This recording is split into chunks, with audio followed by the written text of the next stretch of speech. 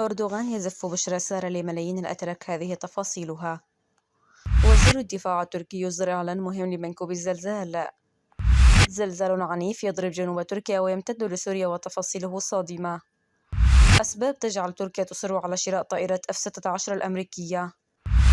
عائلة مكلومة تبحث عن جثث أبنائها بعد زلزال تركيا.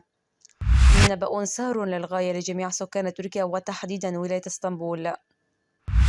السلام عليكم وأهلا بكم في نشرة الأخبار التركية. قبل البداية نأمل منكم الاشتراك في القناة وتفعيل زر الجرس والضغط على زر الإعجاب لكي يصلكم كل جديد. أردوغان يزف. أعلن الرئيس التركي رجب طيب أردوغان أن بلاده تعتزم إنشاء صندوق إعادة إعمار ما بعد الكوارث لإحياء المدن عقب الزلزال وبالسرعة الممكنة. جاء ذلك في خطاب ألقاه الرئيس خلال اجتماع الكتلة النيابية لحزب العدالة والتنمية الحاكمة في البرلمان التركي، وقال سيتم إنشاء صندوق إعادة إعمار ما بعد الكوارث لإحياء المدن بسرعة بعد الزلزال، وأكد أن حكومته ستواصل جهودها لتضميد جراح المتضررين بمنحهم حوافز في الأيام القادمة. وتعهد أردوغان بمحاسبة جميع المقصرين في اتخاذ التدابير الخاصة بالزلزال قضائيا وإداريا وسياسيا على خلفية الكارثة التي ضربت جنوب البلاد. وعلى صعيد آخر، أشار الرئيس التركي إلى أن الشعب سيقوم باللازم في الانتخابات الرئاسية والعامة المزمع إجراؤها في 14 من مايو أيار المقبل. وبشأن الزلزال، أشار إلى وقوع أكثر من 11,400 هزة ارتدادية عقب الزلزالين العنيفين اللذين بلغت قوتهما 7.7 درجات و7.6 درجات جنوب تركيا. وذكر أن الزلزال تسبب بحدوث دمار هائل في 62 قضاء و10,190 قرية بولاية المناطق المنكوبة، وأن الهزات لا تزال متواصلة. ولفت أردوغان إلى استمرار القلق الناجم عن الهزات الارتدادية التي تصل قوتها إلى 4.5 درجات في منطقة الزلزال ومحيطها. وزير الدفاع. قال وزير الدفاع التركي خالوسي أكار إن بلاده قطعت شوطا كبيرا في تضميد جراح المنكوبين منذ وقوع الكارثة وحتى اليوم. وجاءت هذه التصريحات خلال زيارته لمخيم لمنكوبي الزلزال في خيمة حليبة بولاية هاتاي جنوبي البلاد. وأكد خالوسي أكار أنه بالإضافة إلى ما تم إنجازه حتى الآن فيما يخص مكافحة آثار الزلزال، فإن هناك الكثير من الأعمال التي ستقوم بها الحكومة التركية بهذا الخصوص. وتابع: سنضمد جراح جميع المنكوبين. وشدد على أن السلطات التركية والقوات المسلحة استنفرت كافة إمكاناتها المتاحة وسخرتها لصالح مناطق الزلزال وسكانها المنكوبين. وأفاد بأنهم يبذلون أقصى ما لديهم لتأمين عودة الحياة إلى طبيعتها في المناطق المنكوبة. وفي 6 من فبراير إشباط الماضي، ضربت جنوب تركيا وشمال سوريا زلزال بقوة 7.7 درجات وآخر بقوة 7.6 درجات، وآلاف الهزات الارتدادية العنيفة ما أودى بحياة عشرات الآلاف من الأشخاص وخلف دمار مادي ضخم. زلزال عنيف. أعلنت رئاسة إدارة الكوارث والطوارئ التركية أفاد أن حصيلة الوفيات جراء كارثة الزلزال جنوب البلاد بلغت 45,089 حالة. ولفتت آفاد في بيان إلى تسجيل 11,020 هزة ارتدادية عقب الزلزال الذي كان مركزه ولاية كهرمان مرعش فجر 6 من فبراير شباط الماضي. وأكدت أن عدد الأشخاص الذين أجلوا من المناطق المتضررة والمغادرين بإمكانهم الخاصة وإلى ولايات أخرى بلغ 1,971,589.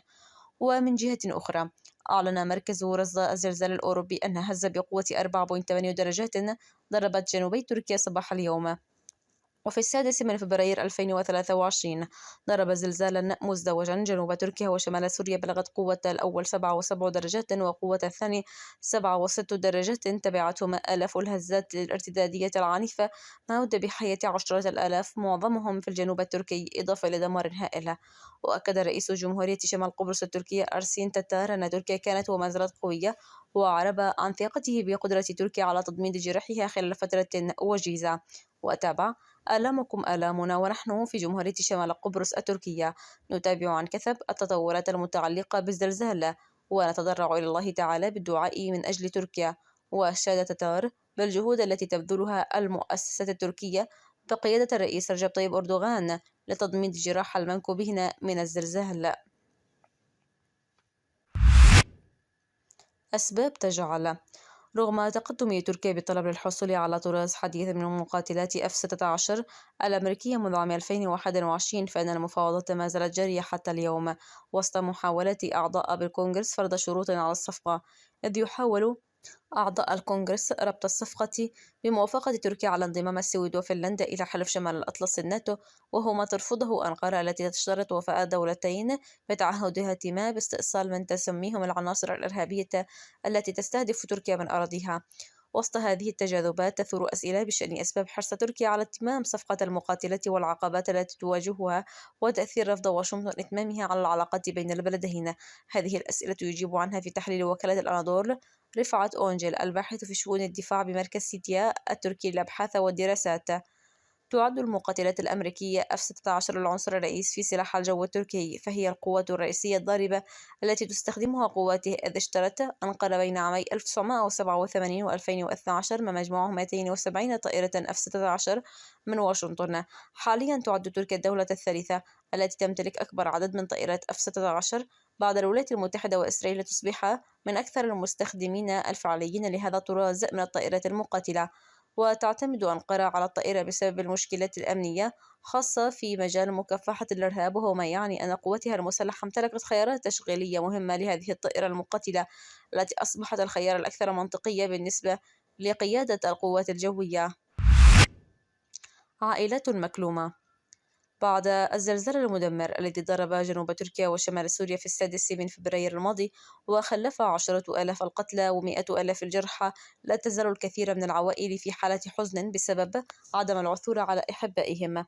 ونقل تقرير مطول صحيفة وول ستريت جورنال قصص بعض الأشخاص الذين فقدوا أقاربهم من دون العثور حتى على جثتهم. وذكر تقرير الصحيفة الأمريكية قصة امرأة تدعى جولهان أصلا بقيت لمدة 3 أسابيع يقظة وجلسة بجوار أنقاض مبنى شاهق انهار نتيجة الزلزال، حيث كانت ابنتها زينة البالغة من العمر 23 عاما تقيم في شقة أحد أصدقائها بالمبنى عندما وقعت الكارثة ولم يرها أحد منذ ذلك الحين.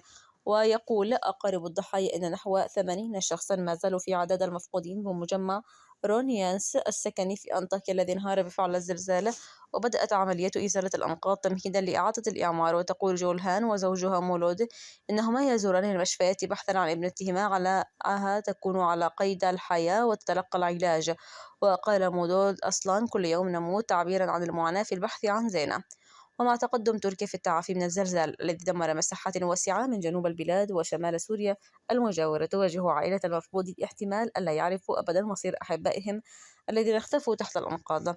ولقي حوالي 51 ألف شخص مصرعهم من الزلزال الذي هز الدولتين يوم 6 فبراير، حوالي 45,890 في تركيا ونحو 5,900 في سوريا. ومن المتوقع أن يرتفع عدد القتلى مع استمرار العثور على الجثث تحت أنقاض عشرات آلاف المباني المنهارة. ولا توجد إحصاءات عامة عن عدد الأشخاص الذين فقدوا بعد الزلزال. وعندما ضربت زلزال تركيا في عام 1999 قتل نحو 17 ألف شخص وبقي نحو 300 في عدد المفقودين. ويلفت التقرير إلى أنه تم دفن العديد من الجثث في مقابر مجهولة تحمل أرقام تتوافق مع ملفات الشرطة بسبب عدم قدرة المشفيات والمشارح على استيعابها. وقبل الدفن يتم أخذ عينة من الحمض النووي من العضلات أو الأسنان أو العظام، وإذا تم العثور على تطابق فإن السلطات تستخرج الجثة. نبأ الزارع. رفعت وكالة تصنيف الائتمان الدولية موديرز توقعاته لنمو الاقتصاد التركي للعام الحالي 2023 من 2 إلى 2.3%. جاء ذلك بحسب تقرير عن التوقعات الاقتصادية العالمية نشرته مونديز. كما رفعت الوكالة توقعاتها بشأن نمو الاقتصاد التركي للعام 2024 من 3 إلى 4%، أخذ في الاعتبار تأثيرات أنشطة إعادة الإعمار في المناطق التي دمرها زلزال كهرمان. وأظهرت بيانات رسمية أن الاقتصاد التركي نما 5.6% في عام 2022 متجاوزا التوقعات، فيما تباطأ معدل النمو إلى 3.5% في الربع الرابع مع استمرار تراجع الطلب. وبلغ الناتج المحلي نحو 15.657 تريليون ليرة تركية نحو 866 مليار دولار، كما بلغ متوسط دخل الفردي نحو 10,655 دولارا.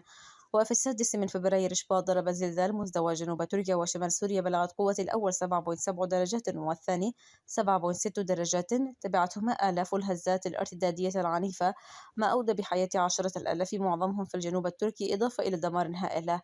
عالميا توقع تقرير موديز استمرار تباطؤ نمو الاقتصاد العالمي في 2023 مع تأثير السياسة النقدية المتشددة على النشاط الاقتصادي والتوظيف في معظم الاقتصادات الكبرى. وخفضت الوكالة توقعاتها لنمو اقتصادات دول مجموعة العشرين لهذا العام من 2.7 إلى 2%، ورفعت توقعاتها للعام المقبل من 2 إلى 2.4%. عزيزي المتابع، كيف ترى أسعار السلع بتركيا بعد الزلزال؟